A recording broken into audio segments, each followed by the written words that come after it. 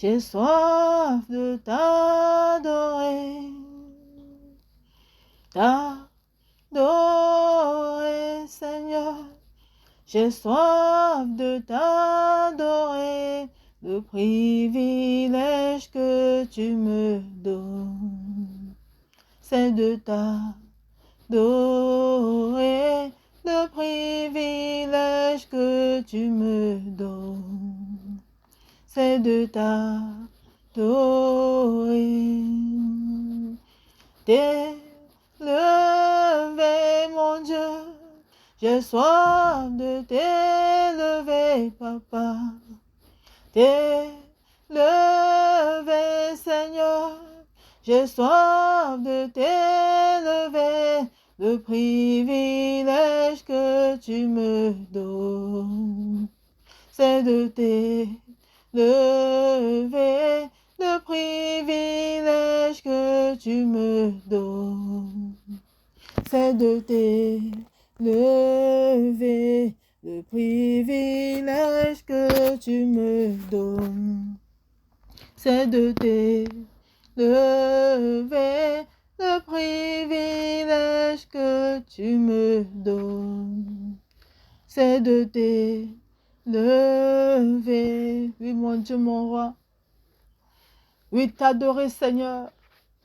Merci pour le privilège que tu me donnes de t'adorer. Merci pour le privilège que tu me donnes de t'élever, de t'exalter, de te magnifier, Seigneur. Oh, tant que Père, qui est comme toi, le Saint des Saints, le Roi des Rois, le commencement et la fin de toutes choses, l'Alpha, l'Oméga, le lion de la tribu de Juda. Qui est comme toi, Père? Sois élevé parce que tu es le Dieu sans pareil. Sois magnifié parce que tu es le Dieu, Seigneur, sans imitation. Que toute la gloire te soit rendue pour des siècles, des siècles. Merci pour ton message, Père. Que tu me fais la grâce méritée, Papa, de partager mes frères par tout le monde entier. Sois encore glorifié, sois encore magnifié. Je le sais dans ton sang, Père. Merci pour ce moment. Shalom, shalom, peuple de Dieu.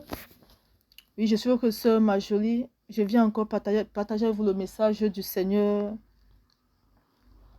Jésus de Nazareth. Notre Père, notre Seigneur, notre tout. Celui-là qui ne sommeille ni ne dort sur chacun de nous. Tellement il nous aime qu'il nous donne chaque fois ses messages, afin de savoir comment nous approcher de lui, afin de savoir si nous sommes avec lui ou pas, et nous repentir et revenir totalement et entièrement à lui. En fait, c'était le samedi 11 octobre 2021. C'était durant mon temps de prière, d'adoration, d'intercession. Et pendant que j'étais en train de l'adorer, le Seigneur m'a fait grâce et je l'entends, il me dit, l'adoration, c'est pour mes véritables serviteurs. Je répète encore.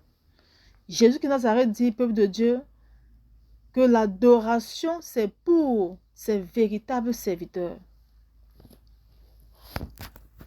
Alors après ces mots, j'ai conduit encore que j'ai commencé à l'adorer, le magnifier, lui rendre toute la gloire.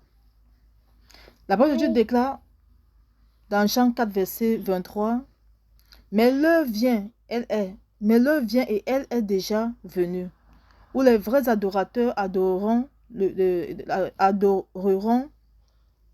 le Père en esprit et en vérité, car ce sont là les adorateurs que le Père demande. Peuple de Dieu, le Seigneur demande des adorateurs. Le Seigneur demande ceux-là, lorsqu'ils élèvent la voix, il écoute aussitôt, il agit aussitôt. Le Seigneur demande ses serviteurs, ses enfants, que lorsqu'ils ouvrent la bouche pour l'adorer ou le louer, lui aussi, assis son trône de gloire, danse de joie. Parce que cette adoration sort des cœurs purs, des cœurs propres, des cœurs sanctifiés, des cœurs dépouillés. Qu'est-ce qu'un adorateur, peuple de Dieu? Un adorateur de Dieu, c'est une personne qui adore, aime avec passion et éprouve une admiration pour le Seigneur. C'est quelqu'un dont sa vie n'est pas contrôlée et guidée par ses émotions. Mais sa vie est contrôlée et conduite par l'Esprit de Dieu.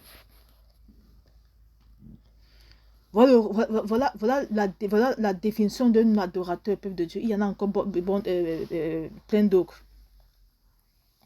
Un adorateur, c'est celui qui aime son Créateur. Un adorateur, c'est celui-là qui meurt afin de porter les fruits de Christ en lui. Un adorateur, c'est celui-là qui sait faire du bien.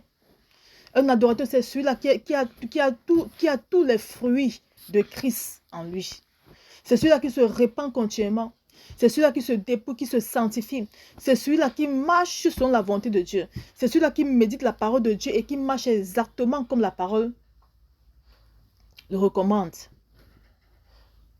Voilà ce que signifie un adorateur. Et le Seigneur dit, c'est de ça qu'il a besoin, peuple de Dieu. Il n'a pas besoin de la foule qui vient l'adorer et qui détourne son visage. Il n'a pas besoin de ça. Il veut des véritables adorateurs. Il veut des véritables enfants de Dieu. Il veut des véritables chrétiens à ses pieds.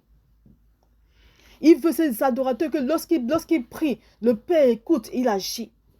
Il veut ces adorateurs lorsque tu intercèdes pour une situation, aussitôt la situation se décante parce que le Seigneur approuve ta parole. Parce que tu es son adorateur.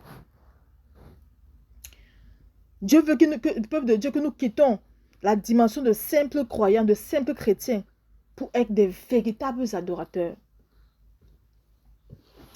La parole de Dieu dit dans Galates 5, verset 16, « Je dis donc, marchez selon l'esprit et vous n'accomplirez pas les désirs de la chair. » Un adorateur, peuple de Dieu, c'est celui-là qui ne marche plus selon ses désirs, qui ne marche plus selon ses pensées, qui ne marche plus selon ses sentiments, mais qui marche maintenant selon l'Esprit de Dieu, qui marche maintenant selon la volonté de Dieu. Et c'est ça que le Seigneur veut pour chacun de nous. Un adorateur, c'est celui-là qui a une bouche sanctifiée. C'est celui-là que face à une situation, face même aux disputes, se tait. C'est celui-là que face même à l'injustice, ne se fait pas justice, mais va au pied de son Père, pleurer afin que son Père fasse justice. Un adorateur, c'est celui-là qui laisse ses émotions afin que la gloire du Seigneur se manifeste. C'est celui-là qu'on insulte même. On lui dit des paroles blessantes, mais il supporte à cause de l'amour du Seigneur, afin que la gloire du Seigneur se manifeste au travers de lui. Le Seigneur recherche des vrais adorateurs, peuple de Dieu. Le Seigneur recherche des vrais enfants à ses pieds. Et le Seigneur nous appelle tous, peuple de Dieu, d'être des véritables serviteurs. Parce que nous sommes nombreux, mais peu sont des adorateurs. Peu sont des véritables serviteurs. Un véritable serviteur n'est pas un pasteur, n'est pas seulement un pasteur, un prophète ou un apôtre. Non, un véritable serviteur, c'est tout enfant qui aime le Seigneur avec passion. Un véritable serviteur, c'est toute personne qui a une intimité avec le Seigneur. Un véritable serviteur, c'est celui-là que dans le secret, dans son temps d'intercession, lorsqu'il prie, il dit feu, le feu sort, ça détruit les yeux des ténèbres. Il déclare les paroles pour détruire les adversités, pour détruire les prisons, et les prisons sont détruites aussitôt lorsqu'il parle, parce que le Seigneur approuve ses paroles. Parce qu'il a une parole puissante, comme il est mort en lui, comme sa chair est morte, et que c'est l'Esprit de Dieu, ce sont les caractères de Christ qui sont en lui. Alors, lorsqu'il prie, le Seigneur dépose en lui la puissance dans sa parole. Et sa parole porte les fruits. Et les âmes sont libérées. Les âmes sont libérées des captivités. Les malades sont guéris. Les possédés sont délivrés. Et le Seigneur nous appelle, peuple de Dieu, avec des véritables serviteurs auprès de lui. Afin de nous utiliser pour impacter ce monde-ci. Parce que si ce monde-ci meurt ici, c'est parce qu'il n'y a pas assez de véritables adorateurs. Il n'y a pas assez de véritables serviteurs. L'adoration n'est pas seulement à dire que je vais prier, je vais louer et chanter. Non, ce n'est pas seulement ça. L'adoration, c'est dans plusieurs sens. Est-ce qu'on a aussi, l'adoration, c'est avoir une vie de prière. L'adoration, c'est d'avoir de pensées pures, propres. L'adoration, c'est d'écouter rien que ce qui concerne le Seigneur. L'adoration, c'est de faire sa volonté. C'est tout ça qui te permet d'être un véritable serviteur. J'ai ma soeur une fois, elle me faisait ce témoignage-ci. Elle aimait beaucoup écouter des grands chancres de l'église ICC du Congo-Brazzaville. Elle aimait tellement les écouter parce qu'elle chantait tellement bien. Un jour, donc, dans le son, le Seigneur lui révèle, lui manque tout ce groupe de personnes ce groupe de chancres de cette église qui est en train de chanter. Mais à sa grande surprise, leur voix ne monte pas au ciel.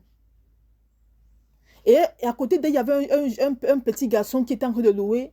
Et pendant qu'il louait, sa voix montait jusqu'au ciel. Et lorsqu'elle s'est levée, ça lui fait comprendre que tu leur vois, elles chantent bien, elles ont une belle voix. Moi, je ne me limite pas sur la belle voix, mais je me limite sur la vie que tu as. Certaines chantent bien, elles ont une belle voix, mais je ne les connais pas. Et c'est l'erreur que nous commettons tous, le peuple de Dieu. Nous nous focalisons plus sur le physique, plus sur la belle voix. Pourtant, Dieu n'aime pas ça. Dieu se focalise sur les fruits que tu portes en toi. Est-ce que tu marches comme il veut? Est-ce que tu te dépouilles de tout ce qui ne noie pas? Est-ce que tu portes toutes ces âmes en toi? C'est ça qui regarde. Que tu aies une belle voix, une mauvaise voix, c'est pas ça. Lorsque la parole qui est sur ta bouche, elle est sanctifiée du moment où tu marches sur sa volonté. Que tu aies une belle voix ou pas, ce n'est pas son problème là-bas. Pour lui, c'est que tu aies une marche exemplaire à ses yeux. Alors que quand sur la parole sur ta bouche, elle est sanctifiée par lui. Et elle est honorée par lui, elle est acceptée par lui. Peuple de Dieu, le Seigneur nous appelle tous à être des véritables adorateurs, à être des véritables serviteurs, à être des véritables servantes à ses yeux, afin qu'il fasse de nous des vases d'argile pour impacter ce monde-ci. Afin qu'il fasse de nous des Paul, des Pierre, des Jérémie, des Élie, des Moïse, pour sauver son peuple. Soyons bénis et que le Seigneur nous fasse grâce à chacun de nous d'être des adorateurs auprès de lui. Sois béni, Papa, pour ce moment. Que toute la gloire et l'honneur te soit rendue pour des siècles des siècles. Je le sais dans ton sang, Père. Sois béni, Jésus. Amen.